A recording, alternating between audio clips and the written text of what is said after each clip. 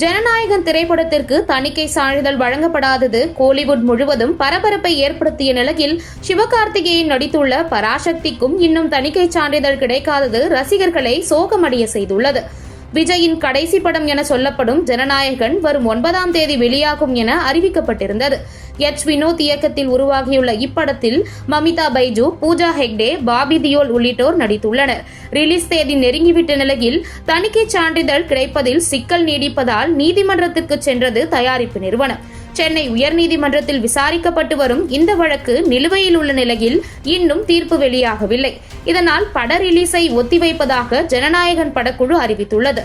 படத்தை மறுதணிக்கை செய்வதாக வாரியம் அறிவித்துள்ளது.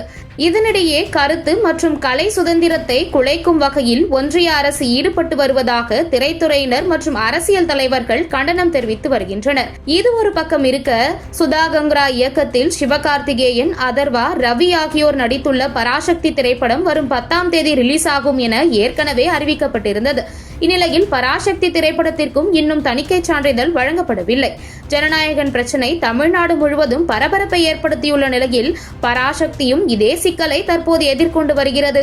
இன்னும் 2 தினங்களில் படம் வெளியாகும் என அறிவிக்கப்பட்டிருக்கும் நிலையில் திட்டமிட்டபடி படம் ரிலீஸ் ஆகுமா அல்லது ஜனநாயகன் போலவே ரிலீஸ் தள்ளி போகுமா என ரசிகர்கள் கவலையடைந்துள்ளனர்.